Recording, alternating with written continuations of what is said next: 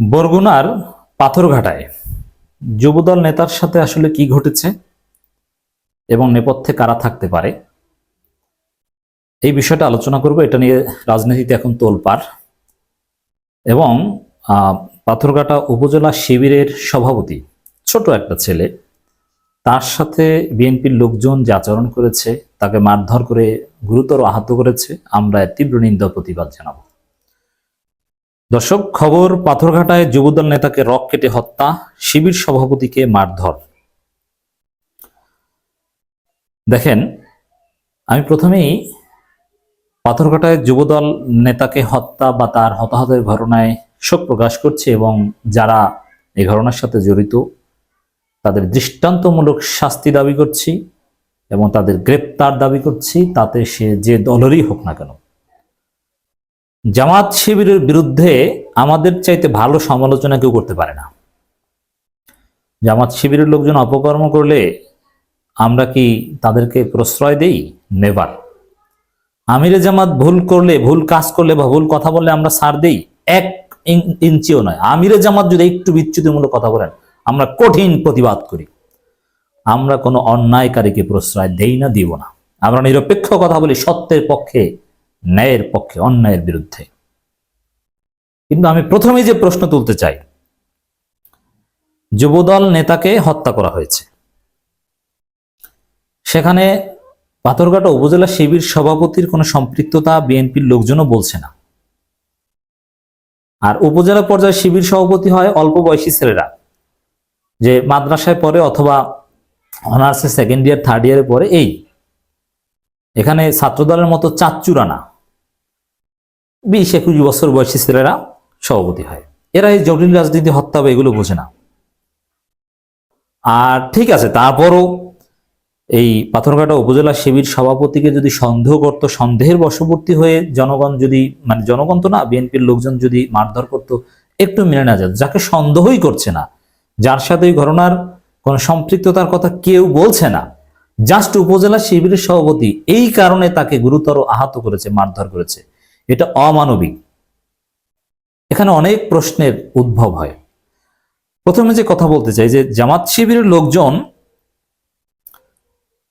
যুবদল নেতাকে হত্যা করবে, এই সাহস অ্যাটলিস্ট বরগুনায় জামাত শিবিরের লোকজনের নেই। বৃহত্তর বরিশালে জামাত শিবির দুর্বল। এটা যদি কুমিল্লা, রাজশাহী কিংবা বগুড়ায় বলতেন, দিনাজপুর উত্তরাঞ্চল যেখানে সাতক্ষীরা, যে না জামাত বিএনপি সমান সমান, একটা কথা হতো। এখানে পাওয়ার পলিটিক্সের দিক থেকে জামাত শিবির কিছুই না। ছোট ছোট ছেলেরা শিবির করে, মাদ্রাসায় পড়ে, ওরা এইসব মারামারি বা এইসব এগুলো ভয় পায়, এগুলোর সাথে ওদের মানে এইসব পাওয়ার পলিটিক্স কি ওরা বুঝেই না। অথচ নিরীহ শিবির সভাপতিকে মারধর করা হলো, এটা অন্যায়, এর বিচার হতে হবে। এবার আসি, দেখেন, বিএনপি নেতাকে হত্যা করা হয়েছে, এরকম ঘটনা আমরা অনেক দেখছি। রাজশাহী বিশ্ববিদ্যালয় শিবিরের সাবেক সভাপতি সালেহির কথা মনে আছে না? যে তাকে গ্রেপ্তার করা হলো, রিমান্ড, সব পত্রিকায় ঢালাও রিপোর্ট যে শিবিরই এই কাজ করেছে। দেখা গেল যে না, এটা অন্য ঘটনা, শিবিরের কোনো সম্পৃক্ততা নেই। সেই কক্সবাজারের রামুতে বৌদ্ধ মন্দিরে হামলা, আরো বিভিন্ন জায়গায় এই সাম্প্রদায়িক হামলা, এই সব জামাত শিবিরের কাজ। জামাত শিবির অমুককে ধরো, তমুককে ধরো, এইটাই জামাত শিবিরের লোকজন শত শত জেলে যায়। কিন্তু দিন শেষে দেখা যায় যে আসলে ঘটনা অন্য জায়গায়, দুই গ্রুপের দ্বন্দ্ব বা ইত্যাদি ইত্যাদি। যেহেতু বিএনপির অন্তর্কন্দল মারাত্মক, যেহেতু তারা দেশব্যাপী মারামারি করছে, 5 আগস্টের পর এখন থেকে প্রায় 25 জন বিএনপির নেতা বিএনপির অন্য গ্রুপ হত্যা করেছে। অতএব প্রথমে সন্দেহ করতে হবে যে বিএনপির কোনো নেতাকে যদি কেউ হত্যা করে বা এরকম ঘটনা ঘটে, এটা বিএনপির অন্তর্কন্দল হয়ে থাকতে পারে। এটা একটা থিওরি। পুলিশ যদি এটা তদন্ত করে এবং করবে, আমরা চাই দ্রুত রহস্য উদ্ঘাটন হোক এবং দোষীদের বিচার চাই। পুলিশ তদন্তের ক্ষেত্রেও নিশ্চিতভাবে প্রথমেই মোটিভ হিসাবে এটা ধরে নিবে যে এটা দুই গ্রুপের অন্তর্কন্দলের ফল হয়ে থাকতে পারে। আর যে যুবদল নেতাকে, সেই যুবদল নেতার সাথে জামাত শিবির আলাদা কোনো দ্বন্দ্ব নেই, বরগুনায় জামাত শিবিরের মধ্যে আলাদা কোনো দ্বন্দ্ব নেই, কিচ্ছু না। এবং দেখেন, ঘটনা ঘটেছে, বিএনপির লোকজন তাদের মিছিলের স্লোগান, জামাত শিবিরের লোকজনের উপর হামলা বা এগুলো করছে। এখন এতে তো আরো সন্দেহ হয় যে নিজেরা ঘটনা ঘটিয়ে ধামাচাপা দেওয়ার জন্য, অথবা এক গ্রুপ আর এক গ্রুপকে বিরুদ্ধে ঘটনা ঘটিয়ে ধামাচাপা দেওয়ার জন্য সে আওয়ামী স্টাইলে জামাত শিবিরকে দায়ী করছে। আপনি তদন্ত ছাড়া বা বিনা যুক্তিতে এটা কেন বলছেন? বরগুনা পাথরঘাটা ছাত্রদলের প্রতিষ্ঠাবার্ষিকী অনুষ্ঠান শেষ করে ফেরার পথে নাসির হাওলাদার নামে এক যুবদল নেতাকে পায়ের রক কেটে হত্যা করেছে দুর্বৃত্তরা। এখন এই রিপোর্টের উদ্দেশ্য আমরা দেখেন, মারামারিতে বা হত্যা করেছে, পায়ের রক কাটলে যে নিহত হয় বিষয়টা এরকম না। এর মানে ঘটনাটা কিভাবে শিবির ট্যাগ দেয়া বা শিবিরীয় করার, মানে এটা হতে পারে যে বিএনপির দুই গ্রুপে দ্বন্দ্ব, সেই দুই গ্রুপের দ্বন্দ্ব এক গ্রুপ আরেক গ্রুপকে ঘায়েল করার জন্য হত্যা করে ওই রকটা কেটেছে যাতে শিবিরকে ট্যাগটা দেওয়া যায়। শিবির এটা এগুলোই ভারতীয় ন্যারেটিভ এভাবেই তৈরি হয়। এটা গভীর ষড়যন্ত্র হতে পারে জামাত শিবিরের বিরুদ্ধে।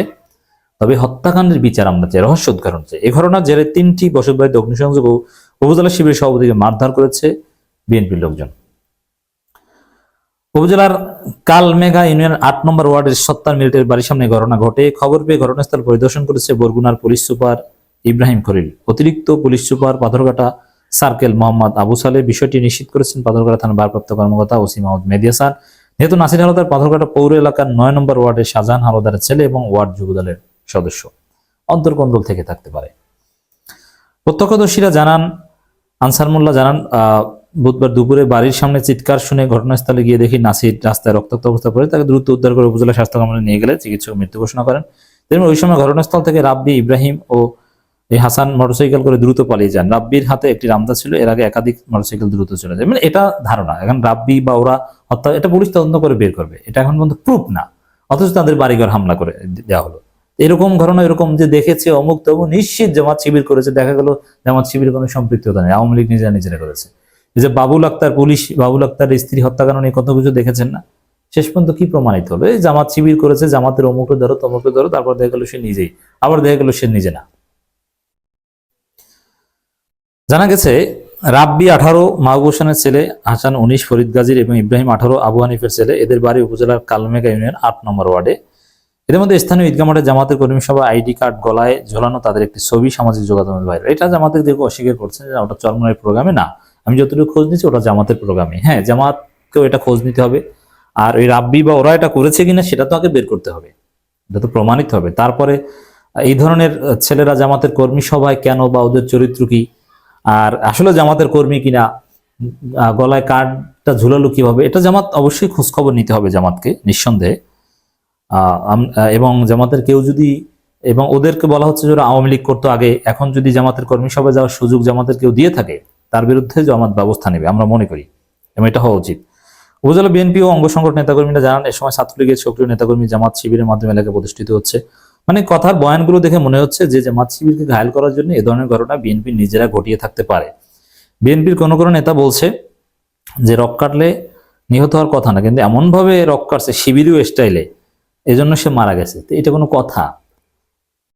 জাস্ট সিম্পল কোনভাবে কাটা যায় যে শিবির কাটলে মারা যাবে? মানে এর বোঝা যায়, বা এটা বিএনপির কোনো গভীর ষড়যন্ত্র। যেহেতু বিএনপির রাজনীতি নাই এখন, জনগণ বিএনপির বিরুদ্ধে, এজন্য স্যাবোটাজ করে এটা জামাত শিবিরের বিরুদ্ধে একটা কৌশল হয়ে থাকতে পারে।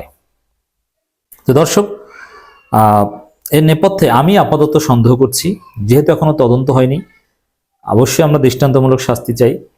নেপথ্যে বিএনপির অন্তর্কন্দল থাকতে পারে, জামাত শিবির পলিটিক্যাল সম্পৃক্ততা নেই, এটা হাজারো বার নিশ্চিত। আর উপজেলা শিবির সভাপতির উপর ভয়ানক জুলুম করা হয়েছে, এর হিসাব একদিন দিতে হবে। আমরা সুষ্ঠু তদন্ত চাই, তদন্তের মাধ্যমে যে দায়ী হবে তার সর্বোচ্চ শাস্তি কামনা করছি, তার ফাঁসি চাই আমি।